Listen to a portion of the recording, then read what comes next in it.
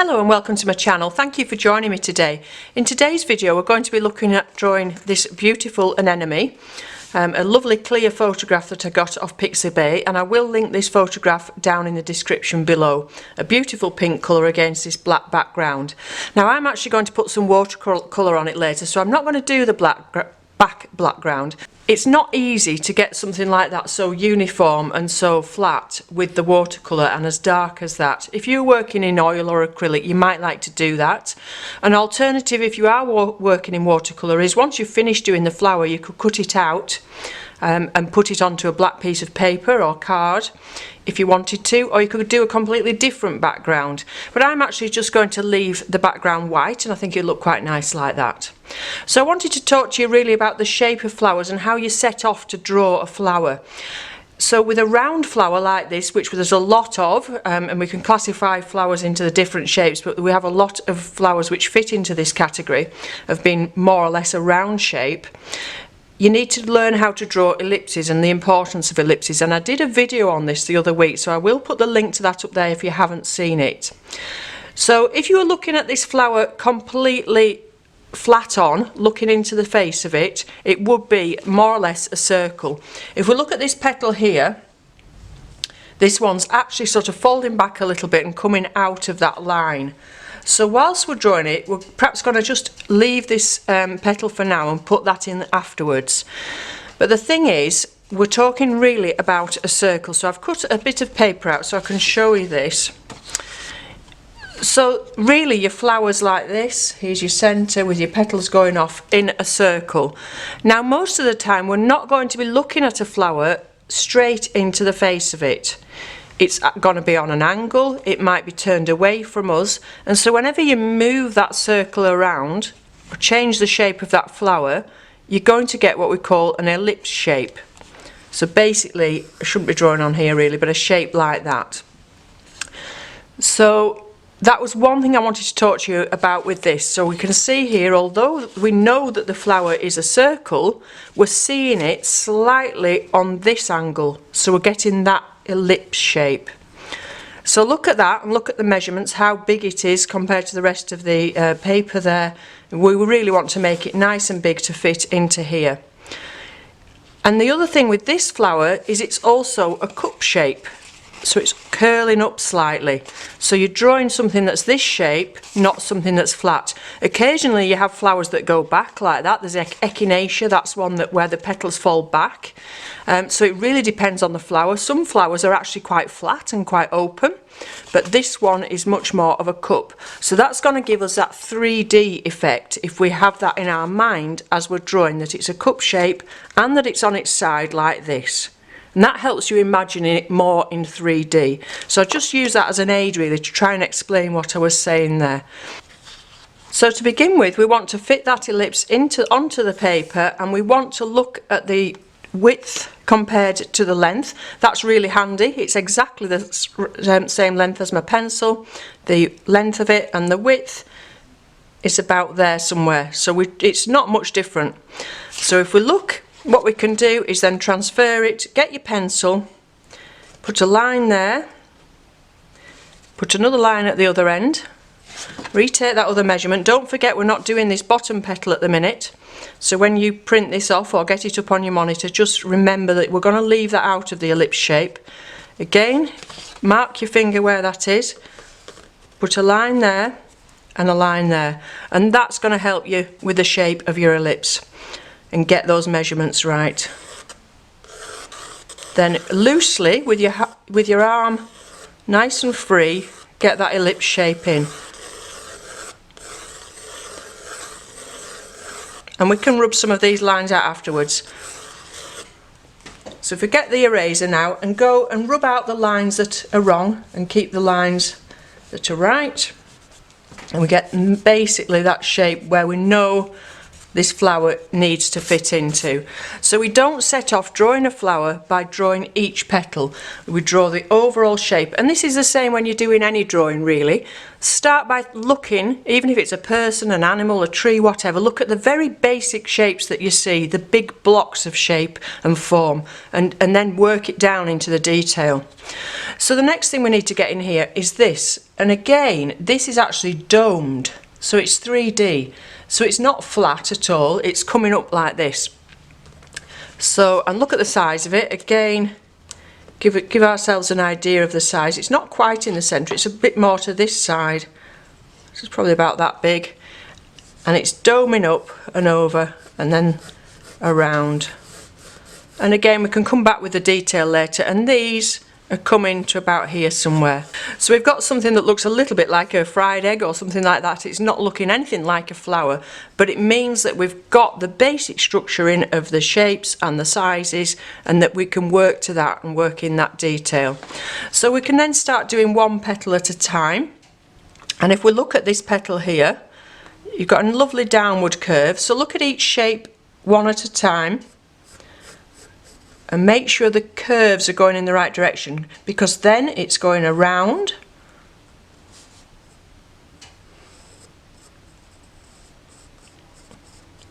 And it's not quite touching the top of that next petal. It's quite difficult to see because it's got a bit of a kink in it, and it's got a tiny tip there, down and back. So look at each individual line, which way it's curving. Is it going that way? Is it that way? And that's going to help get some movement into the flower and get that 3D feel. And if you look, we've got lines going up. And I don't think I've actually made that big enough. I'm just looking. Maybe wants to be a little bit more out there, I think. That's better. Slightly bigger. So you can go along and just keep adjusting things and looking. Like I said, the main thing is that you get those curves going in the right direction, and don't let your brain overtake your eye. Let your eye look and see where each little curve is going, because that's where the petals are turning in on themselves. Okay, so I'm not going to talk through doing each petal. I'm just going to carry on now and fill all this in, and then we'll come back and put some colour on.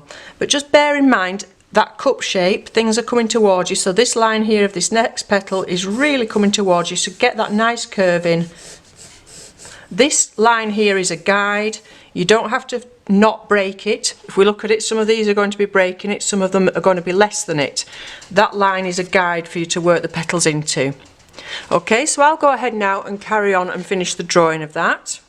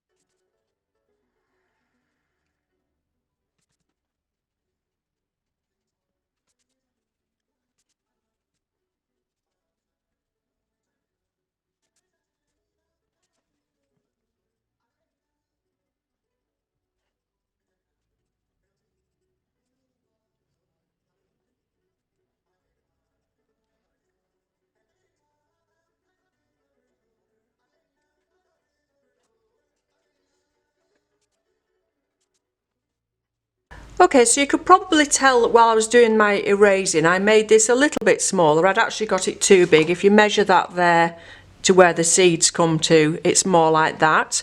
I'd made that too big to begin with. Now don't obsess about getting every one of these seed pods exactly where they are or counting them or anything like that. Just get a general feel for the shape, that little oval shape that they are, and get them going in different directions. Don't have them all too uniform. Make some a little bit smaller, some bigger, bunch them up more in other areas. But some of that we can put in more with our paint later. You'll see I put that bottom petal in afterwards because we'd had the ellipse shape there and this bottom petal was just sort of coming outside of that, so I've put that in afterwards. Now you might want to put more detail in with your pencil. You might want to put some of these veins to show the shape of it a little bit more. I'm going to just leave it as it is for the moment. So if we look at the colour now, the colours here, to me, although it's quite light here and quite white, it isn't brilliant white. It does still have a little tiny touch of pink in. Now everybody's eyes see things differently. You might want to leave this little areas, some of these areas white, but what I'm going to do is do a nice delicate mix of pink with lots and lots of water and just a tiny touch of the rose, so that the paper shines through and we've got those lighter areas, but it will have a tiny touch of pink in it. So I'll just pop that to one side and get my palette there. So to begin with, I want plenty of water. Now always have 2 pots of water when you're doing watercolour, one for using the water to make your mixes with and one for washing your brush with. That way you've always got nice clean water for actually applying to your paper, and regularly change your water as well. So I've got plenty of water in that nice big central area of this palette, and now I will just find some paint. So I'm going to go with this one here, which is a rose, and that is as much paint as I'm going to put in, so hardly anything really. So what you need to be assured of here is that you've got enough water in there to cover the whole of your flower. So I'll just get the flower back, make sure you can see that. And with this nice big brush, which has got a nice tip on it, I'm going to cover the whole thing. And don't forget, when you're putting watercolour on, that when it dries a lot lighter. Now I've left my pencil lines quite strong so that you could see what I was doing with the drawing, but you might want to have your pencil lines quite a bit softer than that, so it's easier to get rid of them and erase them later on. Or you can leave them there, or if you wanted you could do it as a pen and ink, you could do that as well. But just be aware that you might want to have your pencil lines dark enough so that you can see them, but so that they're going to get covered by the paint and not be as obvious as mine. So just go over the whole thing, and the thing about having a nice brush with a good tip on is you can get into all these nice shapes of the petals that you've drawn at the tips of them and not break that line. And at the same time, in these areas, if you've got a nice big brush like that, you can soon cover quite a lot of paper and you're not being too fiddly.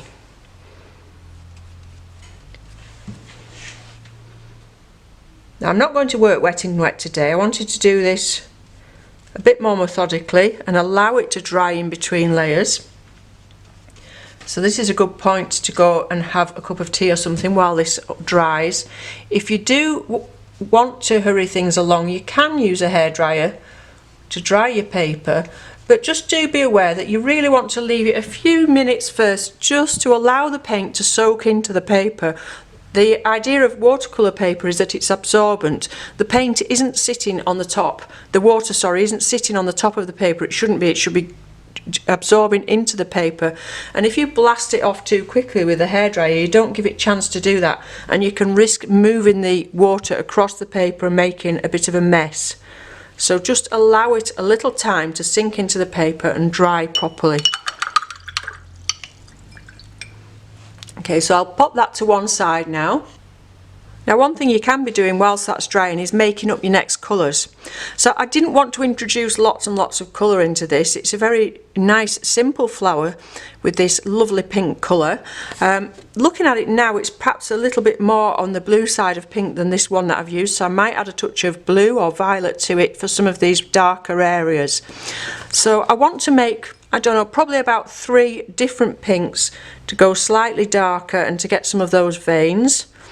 So put a similar amount of water in all three of these because we're going to be using them at a similar consistency. Start by adding the pink.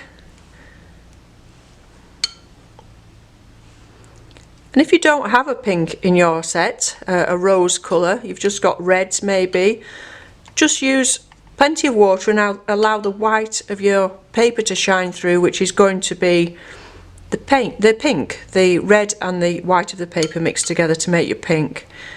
So just be very delicate with your reds, and perhaps not as thick as I've got them here. But of course you can change the colour, it doesn't have to be this colour. You could do a yellow flower, any colour you want. Okay, so I'm going to add, I'm trying to decide whether to add a violet to it or a blue, and I think I will add this one, and this is a Windsor violet, so I'm going to leave that one like that, so that can go on the top of this one to make it slightly darker, a little bit darker still with this violet in there. And then in this one we'll have even more of the violet to make a shadow colour, because we've got a lot of shadows in places like this where the petals are casting shadows on themselves. Perhaps a little bit more of the pink to make that a bit thicker, so it's going to be more opaque across the paper. Okay, so the only other colours we're really going to need, and we may need to make more of these up as we go along, and how much detail you do depends on how many colours you're going to be mixing, because actually there are so many varieties there of that pink, going from the very light colour through to the very darkest. You could have 10 of these mixes of various amounts of water and pigment in them and various amounts of the violet to make a very gradual change. So it really depends on the amount of patience and time you have to do that. So the other colour that we need is the colour for these little seed pods. Again, if you look at it closely, to me it's sort of a violet brown, and if you use the same paint throughout your painting, the same colours rather, you make quite a harmonious painting. So what I'm going to do is use the violet again, because we've used the same one. I love this Windsor violet, it's a really nice colour. Make it perhaps a little bit thicker because they're quite dark in colour. And then add some of the burnt sienna to that. You could add burnt umber if you wanted. This is going to make like a violet brown. Plenty of the brown in there, and nice and dark. Because although that looks dark in the palette, then if we test it on the paper you can see it's very light still.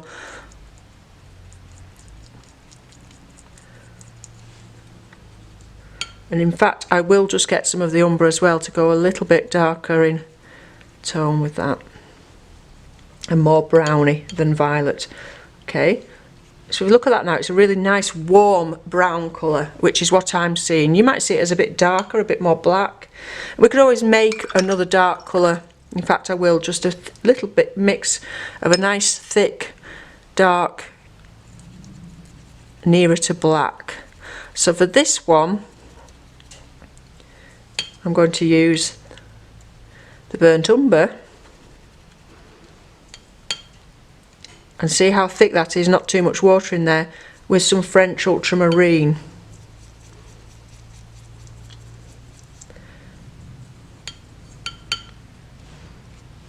And you've got two nice darks there to make the different shades on those, because there's some sort of lighter areas on them as well, and little highlights and things. The little stems themselves are almost pink.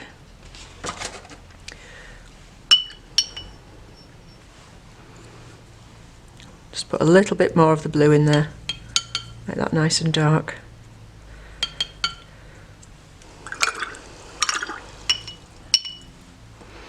Okay, so we've probably got enough colours in there, but I will have to make some as I go along. Okay, so that's more or less dry now, and I just wanted to show you what not to do.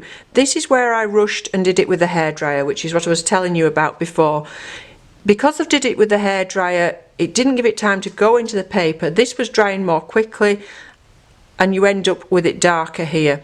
And I've done that quite a lot in the past, and I just wanted to show you what not to do. So only blast it off with a hairdryer if it's sunk into the paper a little bit and it is damp. Don't do it when it is wet. Okay, so I'm going to start with the lightest of these colours, and you can see I've got a much smaller brush now, so this brush here is a size 6, and again it's a nice round one. And I won't talk through the whole thing, but I'll just make a start. And so if we look perhaps at one petal at a time, so maybe this one here, you can see how the end here is much lighter. There's some pink in here where these little stems are, and you might want to leave little gaps, but then it's much lighter here, so we don't want to cover all that over. So you're thinking negatively, you're thinking which bits are light and leaving those, and then going over. So leave 1 or 2 little stripes in the direction that those lines are going. And if you don't get it exact, don't worry. At the end of the day, somebody hasn't got this image in front of them of this photograph when they're looking at your finished painting. So just make sure you leave 1 or 2 bits of the light coming through. And like I said, it's not white, it's just that little touch of pink. And you can see that it's dried very light. It's just a tiny touch of colour, and that's all you need. It gets a little bit complicated around here knowing which petal is which, because this one comes over the top and this is a very big one that goes all the way around. So you've got to really look and perhaps tackle one petal at a time.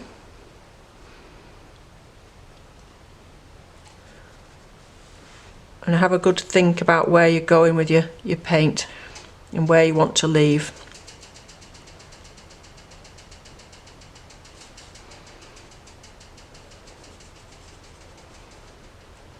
And this is just the first layer, and we're going to come on with some darker layers on the top. And the thing about working in this way with flowers is that by the time you get to the last petal, usually your first petal's dried, so you're not waiting ages for it to dry. But think about the direction of the petal. It's curving over like this, so the lines that you're leaving want to be curving in that direction.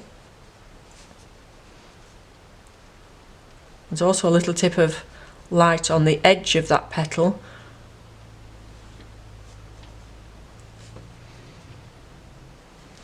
And that's probably enough for that one. And then go on to the next one in that same fashion. So leave the colours that are lighter, especially up here. You're going to have to be quite delicate up here, and then come in with the next ones. Okay, so I'll carry on now all the way around.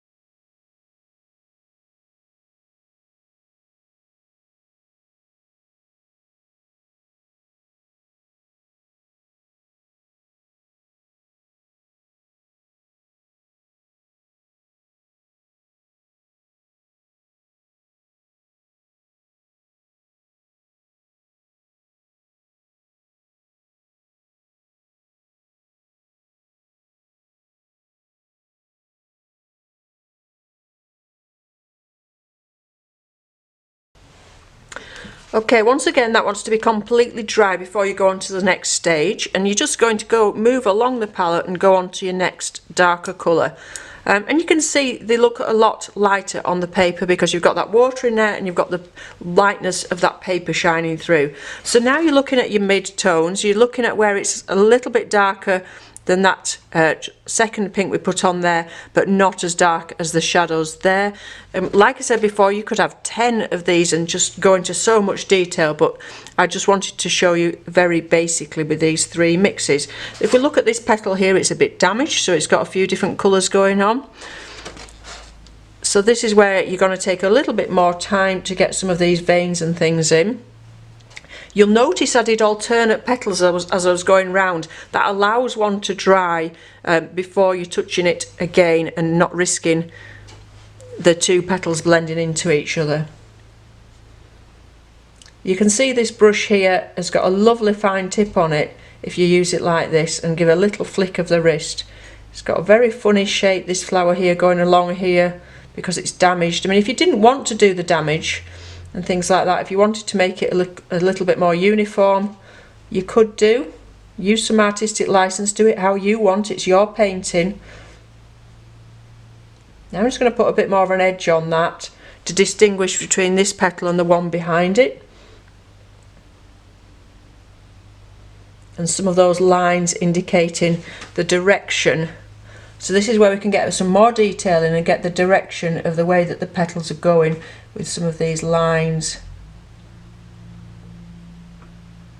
If you wanted to go smaller and be even more, smaller with your brush, you could be even more detailed. That's entirely up to you. You've got to develop your own style. If you're the kind of person that has a lot of patience and that can sit there all day getting all this detail in, which can be very absorbing and great to not be thinking about anything else, to get everything else off your mind, if you just want to sit there and get all that detail in and spend a lot of time using smaller brushes and lots more mixes, then that's great. It's like I say, you don't think about anything else when you're thinking about your art. You become completely absorbed in it and you can forget about anything else that's bothering you. So that's really nice if you're the kind of person who's quite patient and you can get all that detail in there. And I'll use that again. Like I said, some of these little stems are a bit pink. So I'll just a little flick of the brush, just using the very tip of the brush. And I'm sorry if my hand's in the way, but that's how I like to do it, so I get that nice tip of the brush doing those very fine lines. And I'm not quite as dark as the actual painting, the actual photograph, but I don't mind. I've not quite got my colours right. You know, you could perhaps go a little bit more bluey, more of a bluey pink. But like I said before, you can do whatever colour you want it to do. It could be a yellow flower if you wanted. Okay, so I'm going to carry on now doing exactly the same thing again, doing alternate petals so that you're not doing the one right next to each other and risking touching that.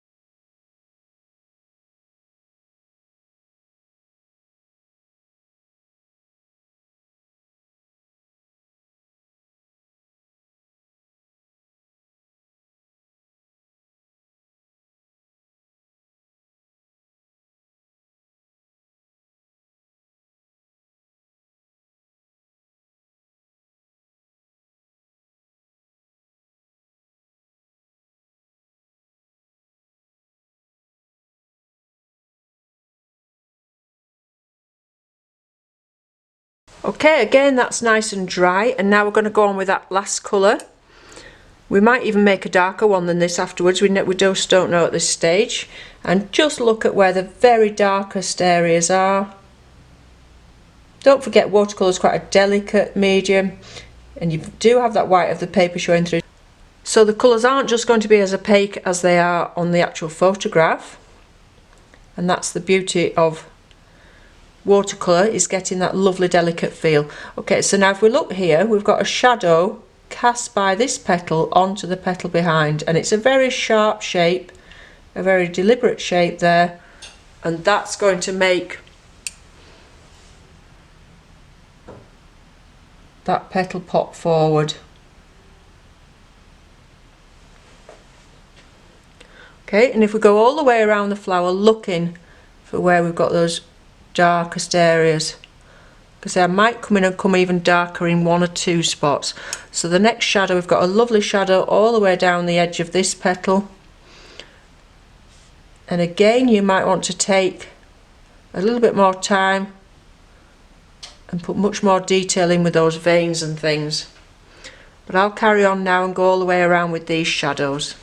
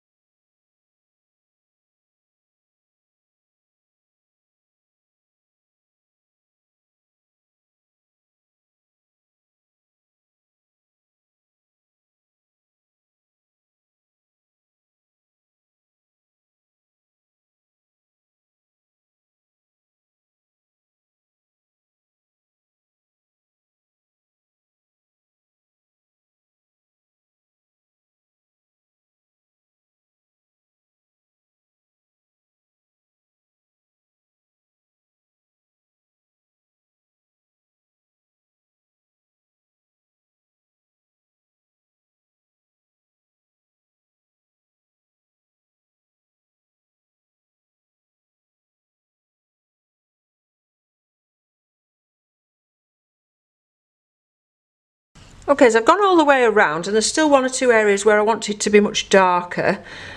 So what you can do is you can just do another layer of the same colour over the top to get a little bit darker in places. So the darkest shadow that I can see is this one here. And you can go over it 2 or 3 times if you want with the same colour, just allowing it to dry. And that's just going to make it darker and darker each time you put that colour on. And so if we look now, so at this stage you want to really look at where the darkest areas are. So there, which is at this side of this petal here. And keep a nice crisp line, because shadows do cast very crisp, sharp edges. Again, around here, it's very dark. And if we have a look under here, because not much light's getting to that under there, and you can come back, keep coming back and put in an extra layer on to make it a little bit darker in areas.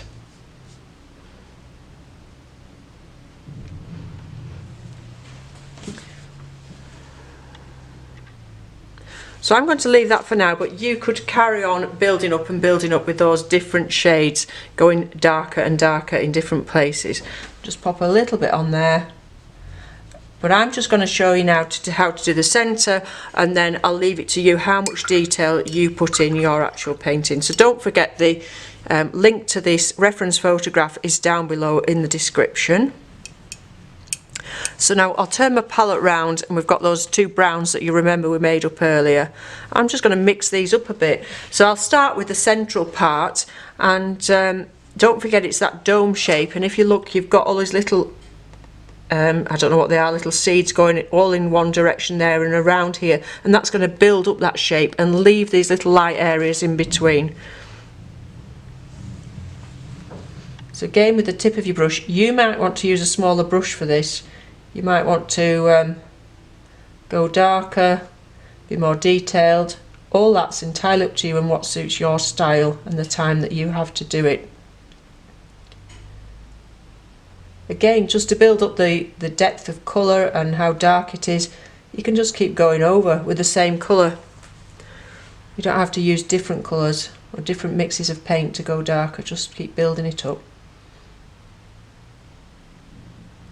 So you see how I'm not doing every little detail, every little seed there. I'm just leaving some of that paper, the lighter colour to show through, and gradually putting in some very impressionistic little shapes of those seedy pod things. In some areas it's much darker, they're much closer together, and that's giving us this shape of this dome.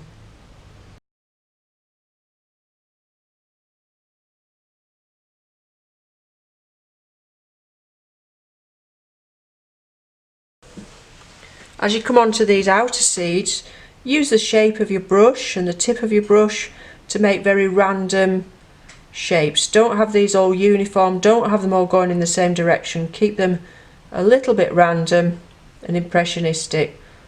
Some areas they're wider apart, some areas are in little clumps. And you can see how your pencil lines are almost disappearing under there now. So you're not really colouring in those little shapes that you made earlier, you're just using them as a guide to where you need to be with your paint.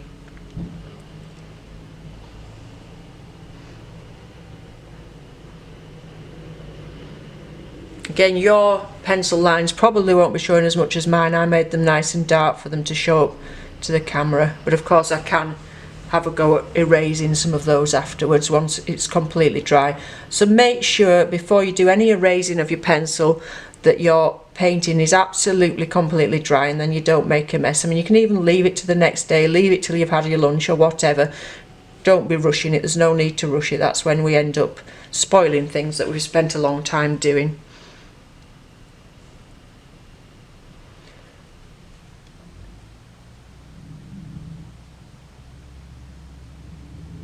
Okay, and I'll go on to that darker colour that we made. Oh, was I on that darker colour?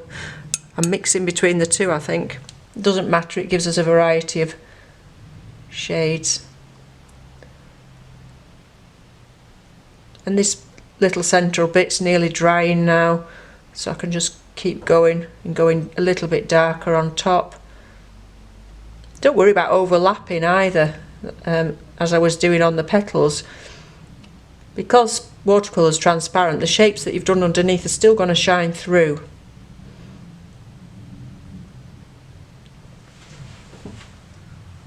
And in one or two places,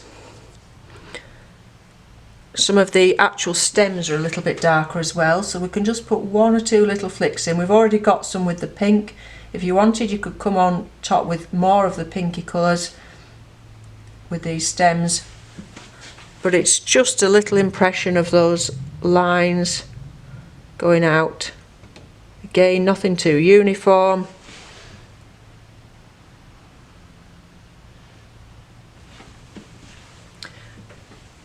And it does want this colour building up, it does want to be darker, but I'm going to call it a day at that and hope that that's given you some ideas for going ahead and doing your own flowers in those nice round shapes.